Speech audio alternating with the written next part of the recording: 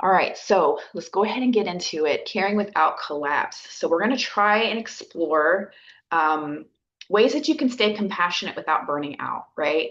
And how we can really use our own internal chemistry, our brain chemistry, to our advantage. And hopefully, this will make some sense to you as I go through it. It will be recorded, so if you do have any questions, please put them in the chat or just wait till the end. Otherwise, your face will show up on the video and it'll end up on YouTube. And of course, if you want that, that's fine, but most people would prefer not. So if you do have questions, please put them in the chat or again, just hold on to them until the end, okay? So caring for a family member, loved one, sorry, my computer's talking to me. Okay. um, it's going to be a difficult job, right? Whether you're doing this as an unpaid family caregiver or even a paid caregiver, caring for another person, maintaining their well-being as well as your own can be very, very challenging, right? And so I want to kind of give you some validation, of course, and maybe just an inside look at kind of what's going on underneath the hood in your brain as we provide care for another person, okay?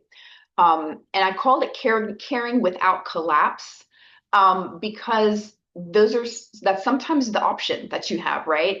It's either you're going to thrive in this or you're going to collapse, right? And sometimes we don't learn how to thrive until we've reached that collapse and we realize, wow, I need to kind of course correct. I need to kind of turn around and do some things differently, right? But giving and giving and giving constantly without any replenishment of your own needs, fueling your own or filling your own bucket, so to speak, we start to kind of realize it's not an option, right? Caring for ourselves is definitely something we have to do if we're going to maintain a level of care for our loved ones. And I've said it a gajillion times, and I'll say it a gajillion more times. Caring for you is caring for your loved one. Okay. So, what's the reality, right? Very meaningful work, but also very, very exhausting, right? You have to be constantly vigilant, right? You have to always be looking to make sure that your loved one's needs are being met. Especially if you have somebody who's maybe a fall risk, or if they've had a stroke and they can't swallow well, if they have, very high needs, you have to be constantly vigilant, right? You have to constantly be on your toes so that you can make sure your loved one is getting the care that they need. And guess what? Constant vigilance, that is chronic stress, right? That is keeping your body in an activated stress state consistently for a long period of time. And you all know as well as I do that is not sustainable, right? That wears you down pretty quickly. You also are facing love and duty intention, right? So there can be a lot of things that you do because you love somebody, and then there's some things that you do because you're dutiful and it needs to be done. And sometimes, you can be in this kind of ambivalent state where, you want to be able to do what you're doing because you love your loved one, but you also really don't want to do it at the same time, right? Because maybe the job is hard or it's, physically taxing, emotionally draining. Sometimes it can just be kind of gross, right? And so there's always that tension that can cause a lot more stress. And then the invisible labor of empathy, right? Empathy takes energy. Most of us as human beings are just naturally empathetic, right? We can understand how someone feels. We can put ourselves in somebody else's shoes. But over time in a caregiving situation, it can become a laborious activity, right? To always be there to provide care and love and compassion for another person. If you're not putting any of that back into yourself, it can be very, very draining, right?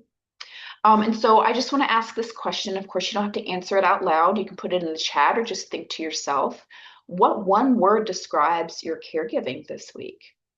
Maybe it was joyous. Maybe it was hopeful. Maybe it was depleting. Maybe it was anger inducing, right? It could be a myriad of different things. But I just want to invite you to kind of think about like, what would one word be to describe how your caregiving went this week? All right. So I kind of touched a little bit on what we're going to do today, but I'll go ahead and give you a better description. So the first thing we're going to do is we're going to try to understand how caregiving impacts the nervous system. Okay. I think too often we neglect the reality that If our nervous system is kind of frayed, if we're, in this high stress scenario, it's going to impact every other aspect of our life, right? Not just how we engage with our loved one, but how we also engage with ourselves, how we engage with, other family members, other friends. Do we have the energy to do things with other people, or even just, maintaining your everyday chores, right, during the day? It can be really hard to complete simple tasks when your depleted nervous system is telling you these aren't simple, these are mountains, right? Because you're so depleted. We're going to talk about the balance between dopamine and serotonin. I'm going to give you a few quick nervous system resets that you can do in the moment that require very little thought, effort, or energy. And then I'm going to talk to you about how do you create your own daily micro ritual, okay? So this will just be simply daily anchors to help keep you steady. So the goal is that you don't just leave with ideas, but actually with some tools, okay? Things that you can do in the moment and not just file away for later. So first and foremost, we're going to talk about the brain and our brain chemicals, okay? So oftentimes when we get into a space where we are depleted, where we are maybe more irritable, where we are fatigued, right? You wake up tired, we often switch automatically into shaming ourselves for feeling that way, right? We start to feel guilty, like I shouldn't feel angry or I shouldn't feel, apathy, right? Of course, those are definitely things that you want to explore, but I don't want you to feel bad for feeling that way, right? This is your body trying to protect you, right? It's giving you signals. Hey, something is off. Speaking of, hold on, my door just popped open. I'm gonna go close it real quick.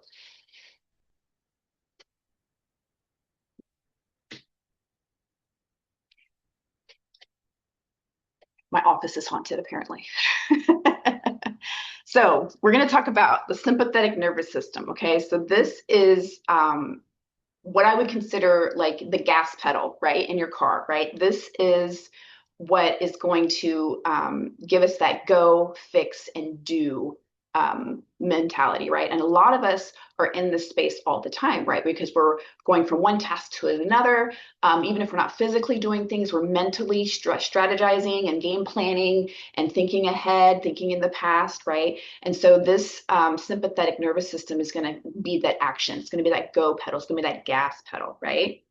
And then the parasympathetic nervous system is our break. Okay, so this is when we're in rest mode. This is when we're healing, we're breathing. We also call this rest and digest. So if we think of our nervous systems, if we think about like our ancestors, right, out in the wild, out before we, created civilization as we know it, the sympathetic nervous system was kind of like our activation, right? You probably heard of the fight, flight, and freeze or whatever, right? That's our action space.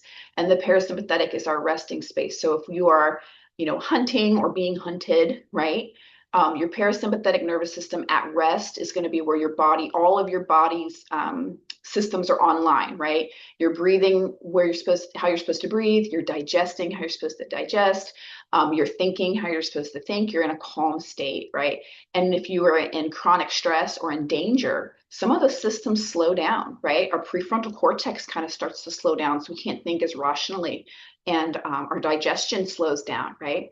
And so these things can happen naturally the way they're supposed to. But if you're under chronic stress, you're going to be feeling that gas pedal down to the floor all the time. And our bodies are not designed for chronic stress. We're designed to manage stress in bursts, but not a constant like drip over time. Okay.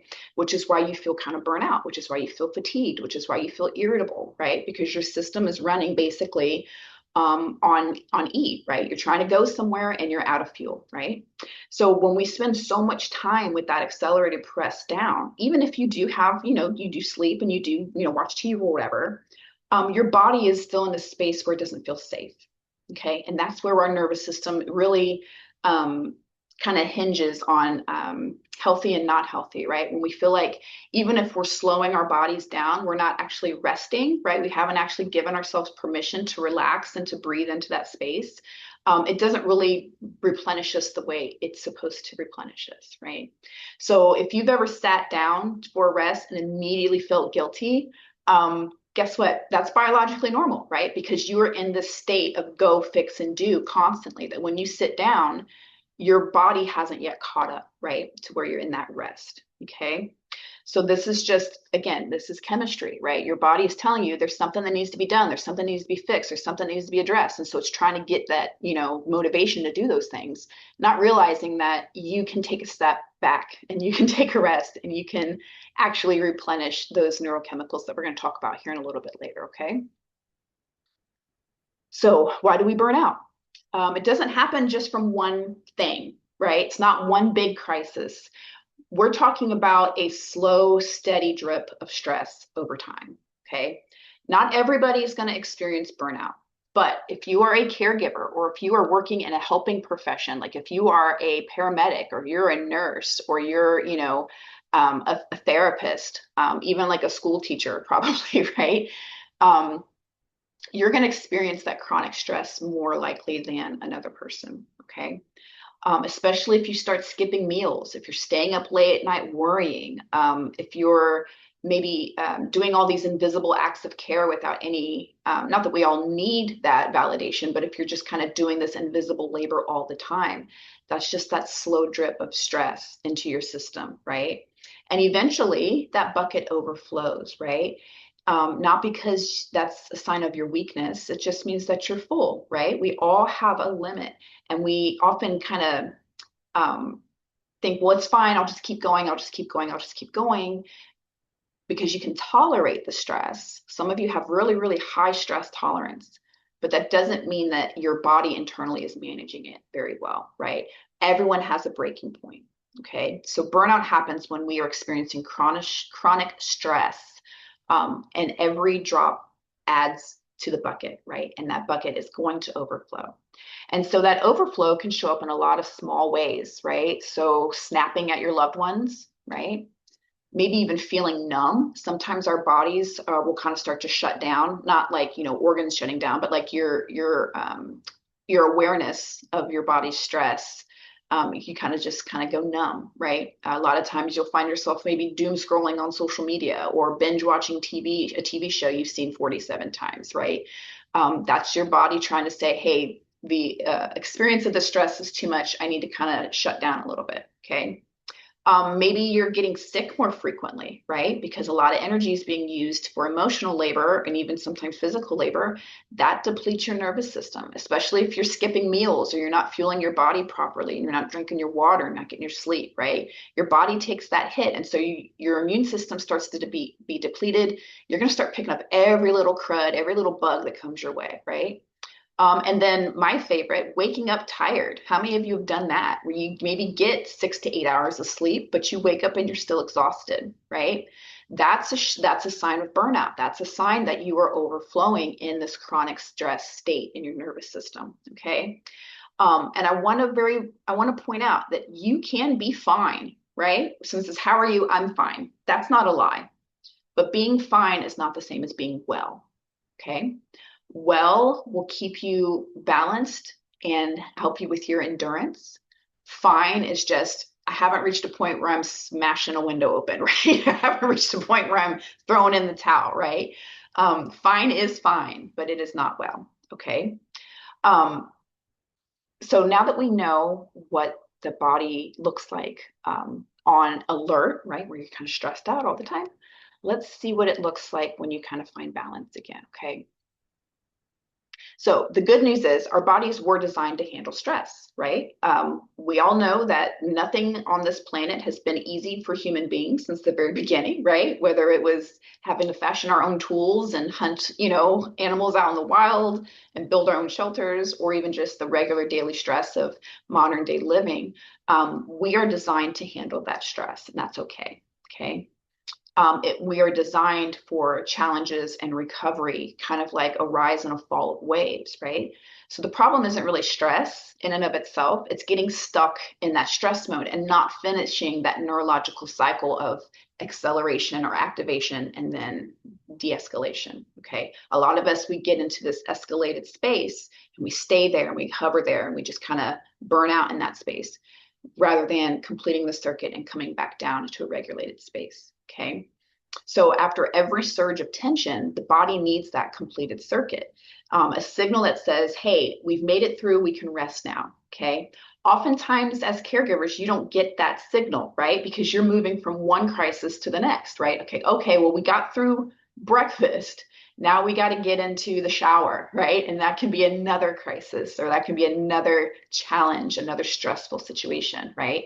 And then that goes throughout the whole day, right? So, you had a stressful morning, then you had a stressful midday, then you had a stressful evening, and then bedtime comes and you put your loved one to bed, and then they're, decide to pop up and wander all night, right? So you're kind of ping-ponging from one stressful thing to another stressful thing. And so your body never gets that signal that you can rest. Okay, so you can kind of get that vision now, how you're just kind of constantly ramping it up over and over again throughout the day, right? That's why you go to sleep and you wake up tired, because your body is never given permission to rest. Not really, right? So over time, of course, that unfinished tension piles up, not just as our emotions, but as our some physical reactions too, right? Maybe you've got really tight shoulders. Maybe you have chronic headaches or brain fog, right? Like, what was I doing in this room? Why did I walk in here, right? Or maybe even digestive issues, right? Maybe you're having a harder time eating. Maybe you're having a harder time just in general feeling an appetite, right? Or maybe the only thing that you're hungry for are things that are kind of that stress eating, right? Those sugars and those carbs to kind of give you that relief, right? Um, but the cool thing is, it doesn't really take a whole lot for our nervous system to reach, to complete that cycle, to be triggered to say, hey, we can rest now. And I'm going to teach you how to do that before the end of the day today. So let's go ahead and switch over to the chemistry. Okay, so our brains have what we call happy hormones. And I'm not going to spend a whole lot of time on this, but I think it's important to kind of understand the cocktail that happens in our brains to keep us in a balanced state of mind, right? So every feeling that we call joy or awe or connection has a chemical fingerprint. So tiny messengers in the brain that translate experience into emotion. And these messengers do most of the heavy lifting. Okay, so we talked a little bit about dopamine. So this is what sparks our motivation and our reward. Okay, so this happens when we finish a task, enjoy a good meal, or listen to our favorite song. Okay, and sometimes people will be like, oh, well, I get my dopamine, through scrolling on social media. Okay, yes, but if you don't balance it with other chemicals, that can be depleted and it's going to put you right in burnout anyways, right? So the next one is serotonin. So this actually steadies our mood and our sleep. Okay. So if we are not maintaining our serotonin production, we're going to be depleted very quickly. So things like feeling sunlight on your skin, being in nature, rest, okay, all that stuff helps your serotonin rise. And when serotonin and dopamine are in interplay together, that's when we find that sense of well-being and that contentment that often we are missing, right? The next one, endorphins. So this is actually good for pain reduction. And it can actually, well, they kind of call it nature's morphine, right? So like if you're injured, you'll get kind of a surge of endorphins to kind of address that pain or whatever. Or if you work out, right, you get a boost of endorphins and that can shift your mood, make you more happy, right? But this actually can be triggered when we laugh too, right? Or movement, right? So working out or dancing, walking, anything like that can actually improve our endorphin production. And then finally, oxytocin. Oxytocin. So this is what we call the connection chemical or the love chemical. And so this is something that will kind of surge in us when we are experiencing genuine kindness, right? We're around people we trust. If we're getting, comforting touch, like a pat on the hand or a hug, right? That kind of thing. And so oxytocin is good for bonding and love. So it's really good for emotional connection during caregiving. Okay. So together, these kind of form the chemistry of well-being, right? When they're all in harmony, when they're all being produced properly and efficiently, this is where we're going to kind of have that happiness or that content feeling. Okay. And so, of course, if one of them is out of sync with the other ones, we're going to be more prone to that burnout feeling. So I'm going to go a little bit deeper into dopamine and serotonin because those are the two I think that require the most care in a caregiving situation. So remember, I told you dopamine is kind of like the gas pedal, okay, or like the spark, the thing that kind of gets us to ignite, to start, right? This is when everything's running smoothly. A light press can help us move, right? So cook dinner, check a box, give a hug, right?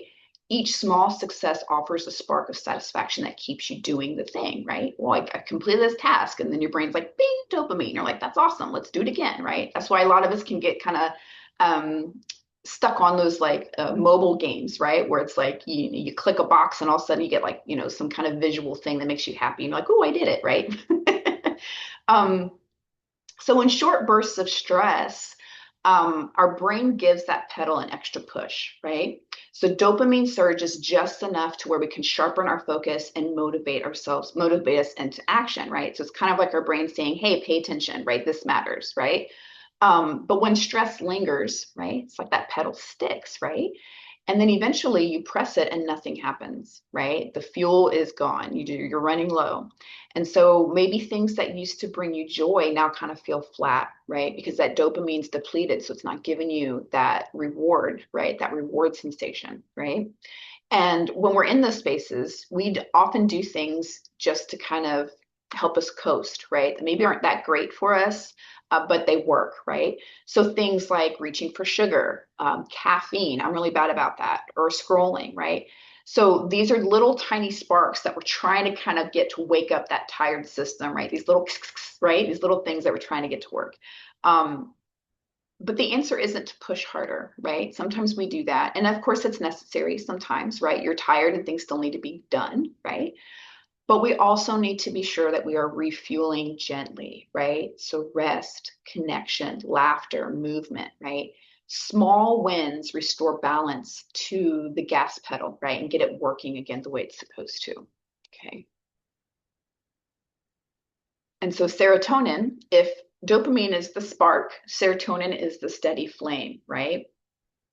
So dopamine can be your gas pedal, and serotonin is kind of like your cruise control, right? It keeps your mood, your sleep, and your emotions steady so that the ride feels smoother. And so when short-term stress hits, like a sudden change or an emergency, the brain releases a quick burst of that serotonin to keep you alert. Okay, so it's kind of like your inner alarm saying, this matters, stay sharp. So again, it's very similar to dopamine, and they work very, very closely together, right? But that temporary spike can also make you feel restless or anxious, right?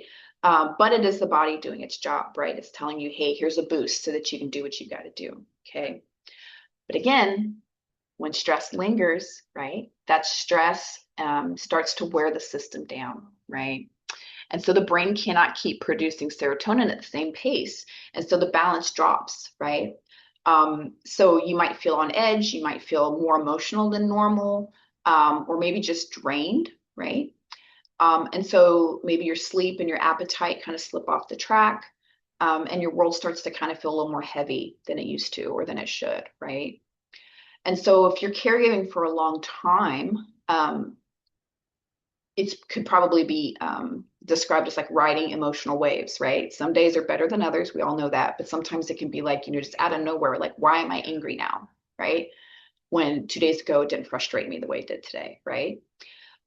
So you're just running low on that steady flame. You're running low on that serotonin to maintain the mood that you need to not feel so overwhelmed all the time, right? But the good thing is serotonin, it rebuilds very, very easily as long as we're intentional about it, right? So rhythm, right? I know I always talk about how healthy it is to dance. And a lot of times people are like, I'm not dancing, Jenny. That's crazy. Why would I do that? Okay. But rhythmic movement, okay. And I like to use the example of how, all of us came from a womb, right? And if you are a baby in the womb and your mom is walking, you get this rocking motion, right? And every little baby, when they're crying and they want to be soothed, that rocking motion reminds their nervous system that they're safe and they're provided for, right? So even now as adults, when we start to feel emotional overwhelm, when we start to feel emotional depletion, rocking, rocking back and forth. Even a lot of times people just sit in a rocking chair, right? The reason why it works is because it's reminding our nervous system of emotion that was constant when we were developing in safety. Okay. So you can use rhythmic movement. You can go out into morning light to help reset your circadian rhythm to keep your sleep and wake cycles balanced, right?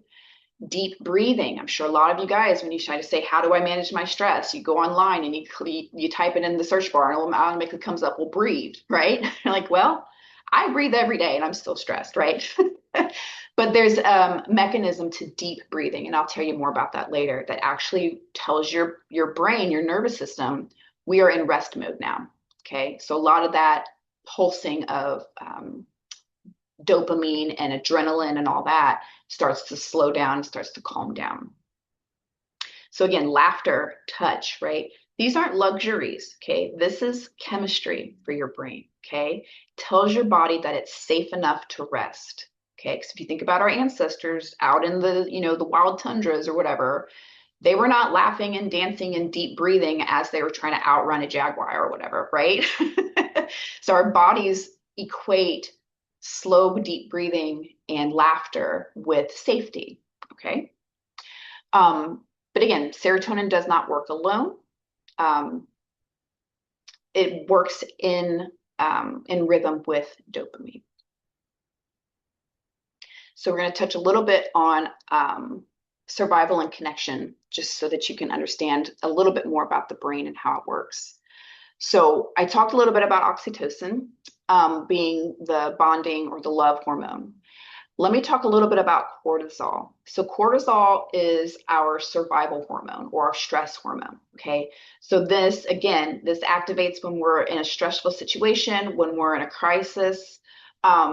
This is a very helpful chemical in our brain. But if it stays engaged and high for too long, it drains your energy, it drains your mood, it affects your sleep, right? And then oxytocin is that connection hormone, and it rises with touch, trust, laughter, even eye contact, okay? Oxytocin lowers cortisol. So if you're stressed out and somebody that you love and that cares deeply for you gives you a hug, you feel better, right? Why? Because dopamine surges and serotonin depletion has engaged your cortisol, making you stressed. And then you get loving touch, like a hug from somebody, and oxytocin starts to rise, and then it shifts that cortisol back down. Okay. So hugs are not magic, but they actually absolutely are. Okay. So that lowers your cortisol. Okay. So when I talk to you all about self-care, it is not selfish. Okay. And it's more than bubble baths, and it's more than, going to the movies with your friends. Those are all wonderful things, and we need that balance, right? But self-care really is about maintaining your nervous system. Okay. It's a lifestyle choice. It's not just, nonstop indulgences. It's how can I make sure that my brain, my chemicals in my brain are balanced enough to where I can make this sustainable for me. Okay. So self-care is how our bodies move from survival into safety. It's from cortisol to oxytocin, right? From tension to connection. This is biology, right? This is the chemistry of caring, okay? So the balance of caring, okay?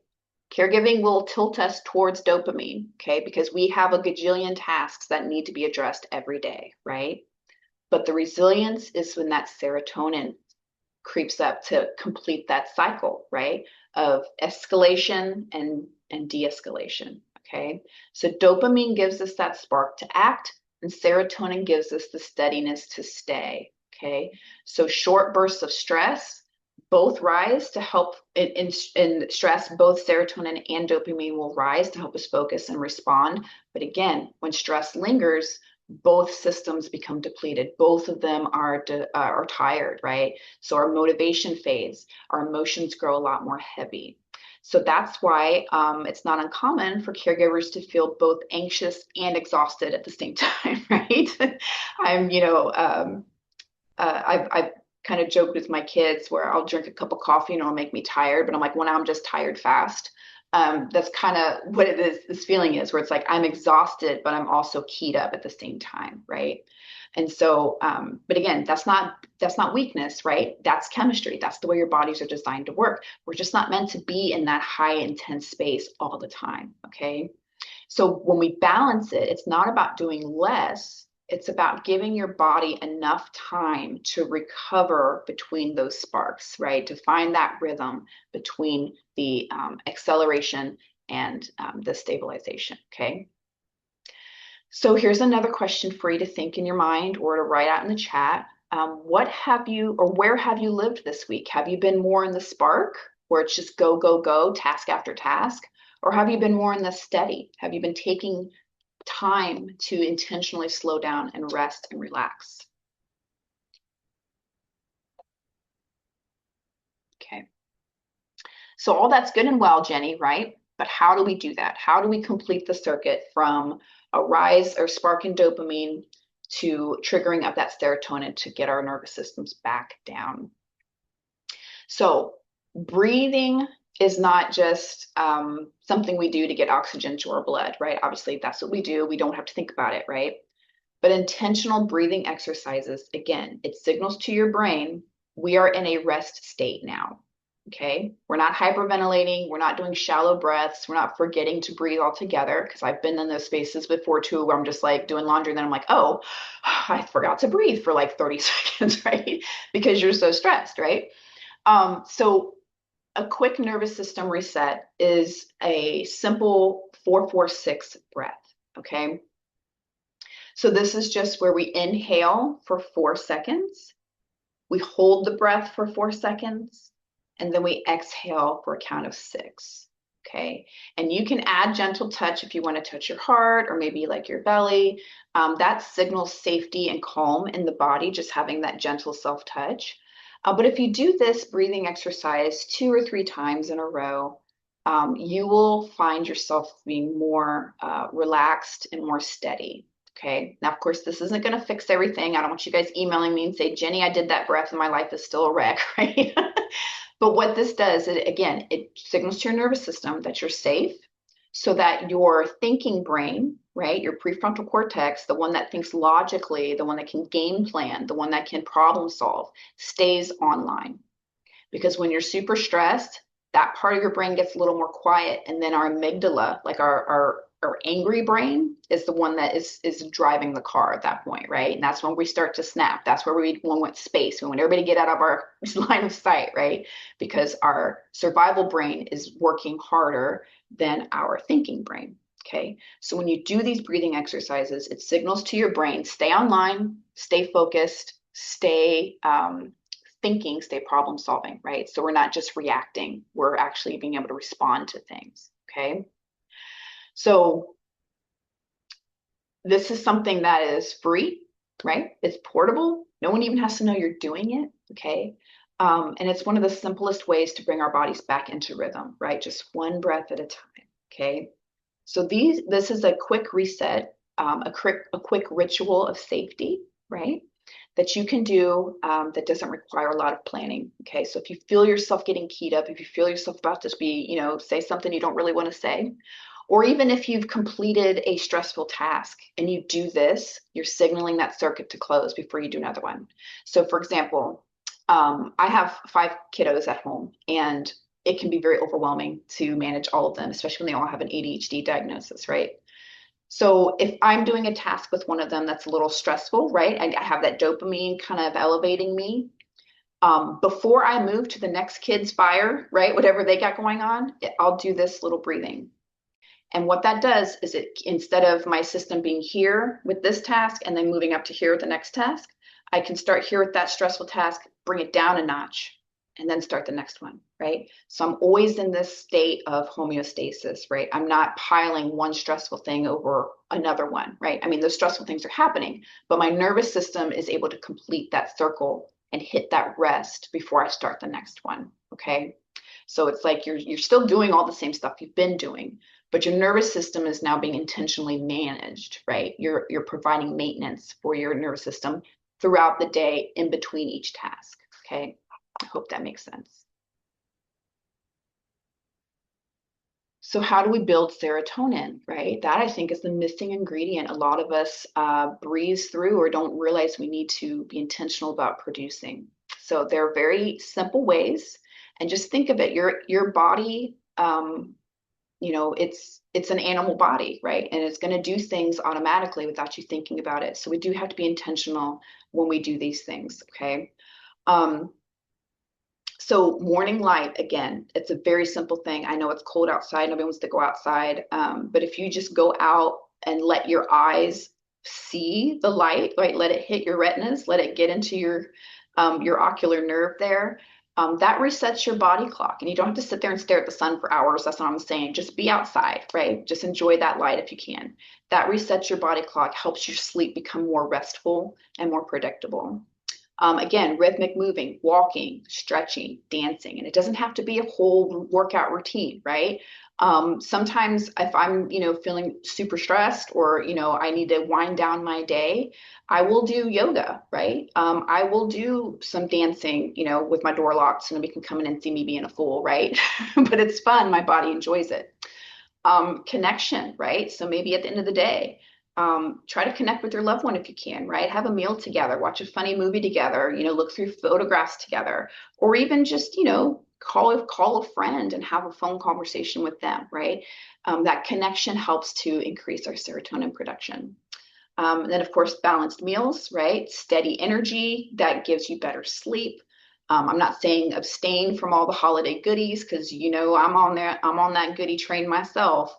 But we also have to be mindful that we're getting our water and we are getting nutrition, at least once or twice a day.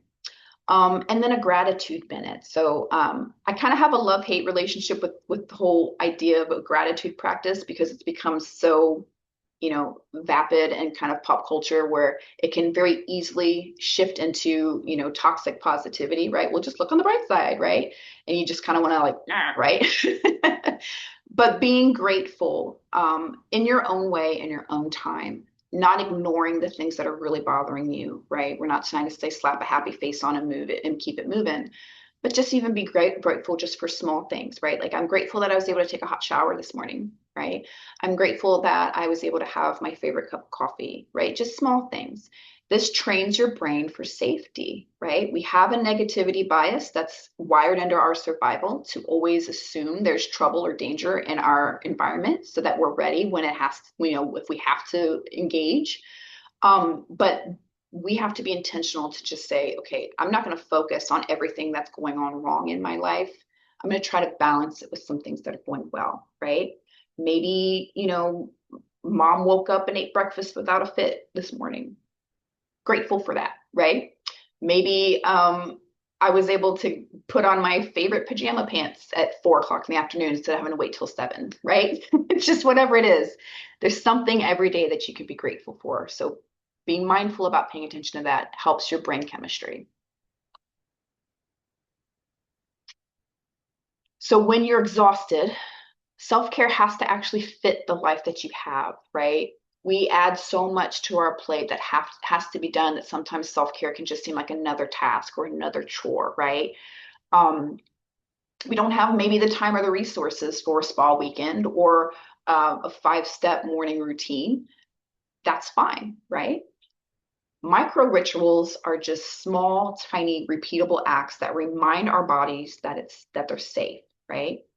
Um, One of my favorite things is I get very keyed up about the dirty dishes, like the kitchen being a mess when I'm trying to clean or when I'm trying to cook. Like it's impossible. It's like, okay, I came here to cook and I have to also do the dishes at the same time, right?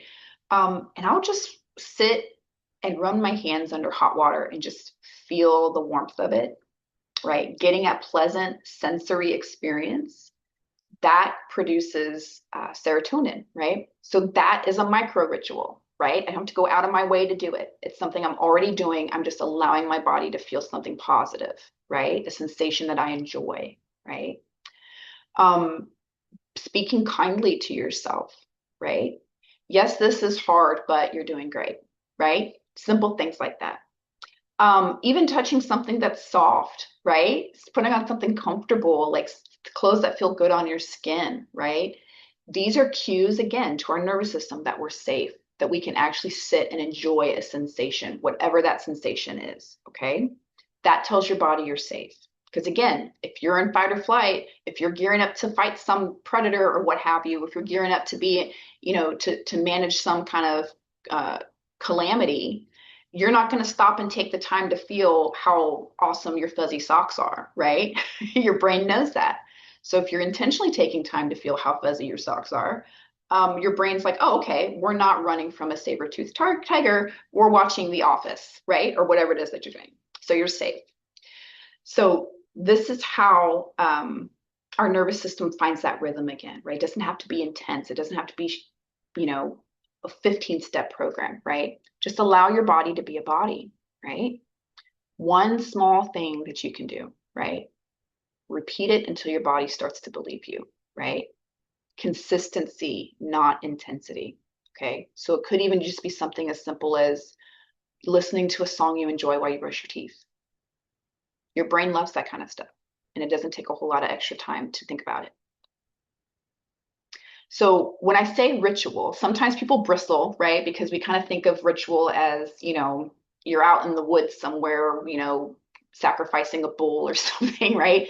And hey, that might be your thing. I'm not going to judge you. But in this context, ritual is a nervous system technology, okay? So we do not heal by accident, we heal by rhythm. So ritual is just repetition that the body can trust, right? Saying that we're allowed to be well, okay? We don't just heal because time passes. We all know this. I think we're all old enough to know that time does not heal all wounds, right? Intention does, right? We heal because something in us learns how to kind of come back home, how to kind of come back to yourself, right? And so one of the oldest technologies we have is ritual. And again, it's not about religion, it's about rhythm. It's about a pattern our bodies can trust. It's a pattern that says this is where we pause, this is where we remember ourselves, this is where we calm down, okay? So whatever that micro ritual looks like for you, okay, could just be stepping into the sunlight or taking a breath before you answer the phone, right? Being kind to yourself. This is not selfishness, okay? You are tending to yourself. Rest is not laziness, and you're not weak for needing time. This is the way our bodies work, okay? So we are human beings with a very brilliant and wise and sometimes overstretched nervous system, right? This is a nervous system that has kept our species alive for millennia, if not longer, okay? So we can trust that our nervous system is not working against us, right? We just have to understand its language. We have to learn how to speak its language and attend to it well.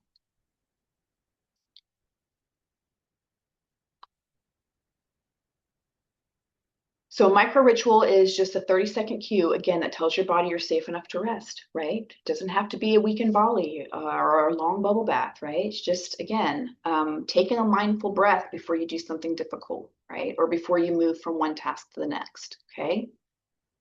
This is how your body learns to trust safety, to say it's okay to come down out of that activated space, right? So what is one small thing that you do every day already that you could turn into a ritual of safety, right? It doesn't have to be big.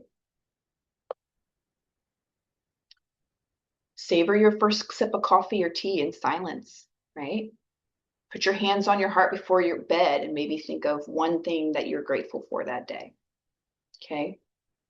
Listening to music that you enjoy while you cook dinner, right? It doesn't have to be big and it doesn't have to be extra, it just has to be intentional. There's probably things that you do all day, every day throughout the day that could be turned into a mindfulness ritual for you that you haven't even thought about doing that, right? Because it's just what you're doing, right? You're going through the motions. So we're not asking you to change any of that. Just be more intentional about what you're thinking, what you're allowing your body to do in those moments, right? So before we close, we've got just a few more slides left. I just want to remind you, you don't have to have everything figured out, right? You don't have to take everything that I've said today and immediately apply it to your life, okay?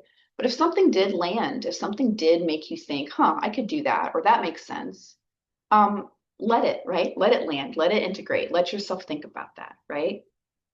And so some reflection that you can do is ask yourself some of these questions. What does my body want to remember today, right? What do I want to try? And what can I lay down for now? Okay. You don't have to be consumed by the stress, even if it is a constant partner, right? And it's okay if nothing comes yet, right? Insight doesn't always arrive in the room. Sometimes it kind of, blooms afterward.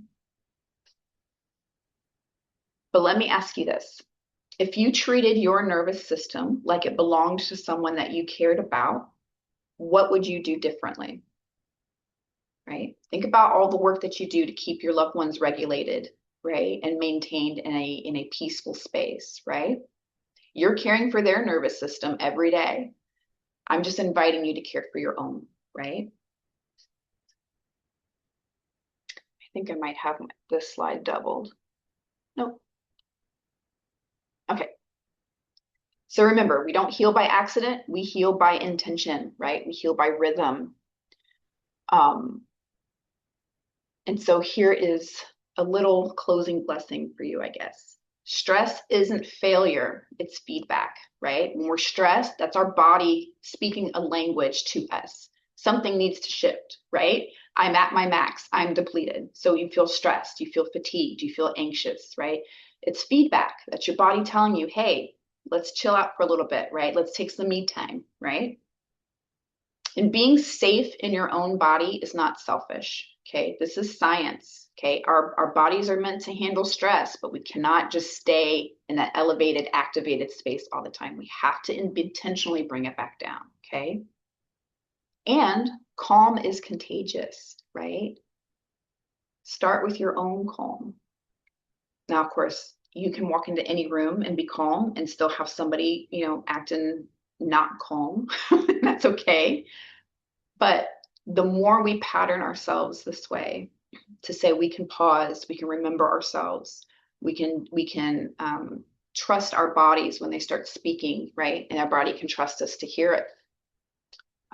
That's going to create it's going to cultivate a maintained state of calm, right? Or at least the capacity to go back to that state as like your baseline, right? Some of you, your baseline is stressed and it makes sense, right? Because of where you are. But intentional practices like this every day, it will create a space for you to be calm as your baseline. Okay. All right, that's my info for you today. And I will pause this.